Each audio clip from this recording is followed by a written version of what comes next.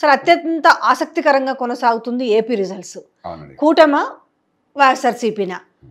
So Pawan Kalyan గెలవడం అనేది ఎమ్మెల్యేగా గెలిపే ఒక సీఎం లెవెల్లో అయిపోయింది. అంతే కదా. ఈయన మంగళగిరిలో లోకేష్ గెలుస్తాడా, పిఠాపురంలో పవన్ కళ్యాణ్ గెలుస్తాడా, దాని తర్వాత కూటమా లేదంటే వైఎస్ఆర్సీపీనా? సో ఇది బాగా జరుగుతుంది. ఎట్లా ఉంది మన జాతక ప్రకారం చూసుకుంటే? జాతక ప్రకారం మనం తీసుకోవాలండి. ఎందుకంటే మనం గ్రౌండ్ లెవెల్స్ అన్నది చాలా మంది చెప్తారు. Okay, ground level is different and జాతకం ఈజ్ డిఫరెంట్.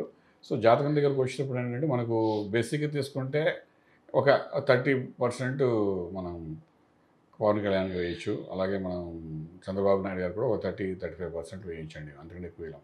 కానీ ఇండివిజువల్గా తీసుకుంటే ఇండివిజువల్ జాతకంలోని జగన్మోహన్ రెడ్డి గారి జాతకానికి 70-75% హైప్స్లోనే ఉన్నాయండి ఇండివిజువల్ తీసుకుంటే.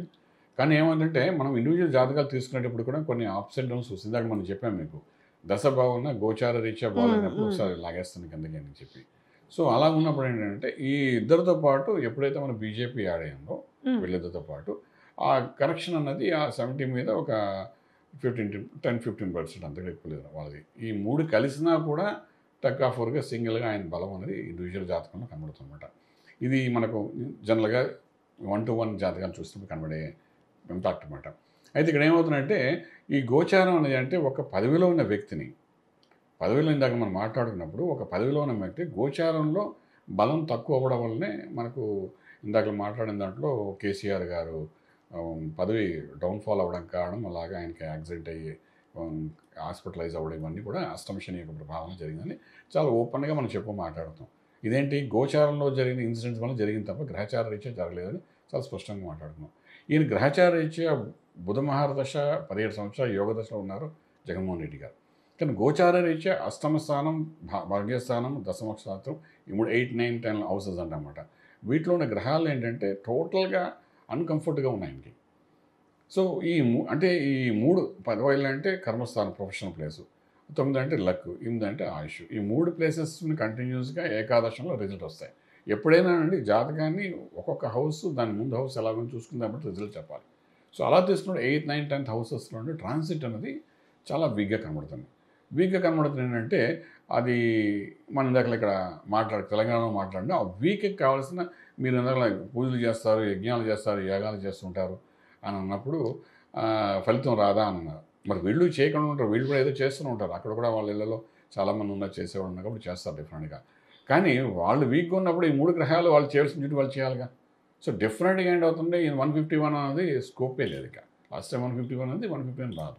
తర్వాత ఏంటంటే ఇందులో శని అనేవాడు ఇక్కడ ఏం చేస్తున్నాడు, భాగ్యంలో కూర్చున్నాడు. ఇంకి 9th హౌస్లో కూర్చున్నాడు, లక్ ఇచ్చే ప్లేస్లో. వాడు ప్రతిదీ జాప్యం చేస్తూ కూర్చుంటాడు, డిలే చేసుకుని పోతుంటాడు. సో ఈ టైంలో అవతల వాళ్ళ బలం ఎలాగుంది అలా కంపేర్ చేసినప్పుడు మాత్రం ఏంటంటే ఈసారి చాలా టగ్ ఆఫ్ వార్గా వెళ్తుంది. సో బొటాబొటిగా పవన్ కళ్యాణ్ గారి గురించి మీరు మాట్లాడుతున్నారు. ఆయన ఇండివిజువల్గా చూస్తే మకర రాశి అయింది కాబట్టి మకర రాశి నుండి శని పక్కకి జరిగాడు. సో మకర రాశి మీద గురుబలం పెరిగింది. ఇందాక మన గురువు గురించి మాట్లాడుకున్నాం కదండి, అందులో గురుబలం పెరగడం. సో గురు డైరెక్ట్గా చూస్తున్నాడు కాబట్టి అది May 1 నుండి జస్ట్ May 1 నుండి హైప్ అయింది. సో మనం ప్రాక్టికల్గా చూసినా కూడా May 1 తర్వాతే అక్కడ ఒక పిఠాపురంలో కొంచెం రైజింగ్ అవ్వడం, ఆయన తరఫు నుండి అదర్ సినిమా యాక్టర్స్ కూడా వచ్చి అక్కడ సపోర్ట్ చేయడం, ఇవన్నీ మనం చూస్తున్నాం. ఇక్కడ కూడా ఆఖరి చిరంజీవి గారు కూడా May 5 నుండి వెళ్ళి ఒకసారి హాయ్ చెప్పి వచ్చేసారు, ఏంటంటే కొంచెం సపోర్ట్ ఇవ్వడానికి. సో ఈ రకంగా ఏంటంటే మనకు May 1 నుండి మన పవన్ కళ్యాణ్ జాతకంలో కనబడుతున్న గురుబలం ఒక యోగాన్ని ఇస్తుంది. సో ఇవన్నీ మనం దృష్టిలో పెట్టినప్పుడు మాత్రం డెఫినెట్గా పవన్ కళ్యాణ్ గారు ఆ సీట్ నుండి గెలవడం అయితే ఖాయం. ఇది మీరు రాసి పెట్టుకోవచ్చు. ఇంతకుముందు ఓడిపోయేటప్పుడు కూడా ఓడిపోతారు మనం చెప్పారు. 2019లో ఎవరు మన గ్రంథి శ్రీనివాసరావు గారు అగెన్స్ట్గా ఉన్నప్పుడు గ్రంథి శ్రీనివాసరావు గారి జాతకం చూసినప్పుడు ఆయనకి ఉన్న బలం ఈయన కొంచెం తక్కువ ఉంది. సో చెప్పాం క్లియర్గా, గ్రంథి శ్రీనివాసరావు గెలిస్తే మీరు ఈయన ఓడిపోతారని టీవీ అంటే ఛానల్లోనే డైరెక్ట్ చెప్పమాట. సో ఈసారి ఏంటంటే పవన్ కళ్యాణ్ గారికి బాగాలేదా వంగాగీత గారు మనం చూడక్కలేదండి. ఎందుకంటే ఏలినాటి శని ఎక్స్పీరియన్స్ చేయడం ఎవరు పవన్ కళ్యాణ్ గారు లాస్ట్ 4.5 years నుండి శని ప్రభావం ఆయన మీద ఉంది. సో ప్రజల్లోకి వెళ్తున్నాడే కానీ అక్కడ హైప్స్ అవ్వలేపాడు. అది వదిలేసింది, మన లాస్ట్ ఇయర్ వదిలేసింది. వదిలేయడం వల్ల ఏంటంటే ఇంక ఇప్పుడు 3వ స్టేజ్లో ఉన్నాడు శనీశ్వరుడు. ఉన్నప్పుడు యోగం ఇస్తారు, వెళ్తూ మంచి చేస్తారు. ఇవన్నీ మనకు తెలిసిన విషయాలే కదా. సో మంచి చేయాలంటే ఆయన కావాల్సిన మంచి ఏంటి, ఇంకో హీరో అయిపోవడం కాదు కదా, సినిమా హిట్ కాదు కదా. ఇప్పుడు నడుస్తున్న పొలిటికల్ సినారియో ఉన్నాడు, డెఫినెట్గా ఆయన హిట్ అవ్వాలన్నాడు.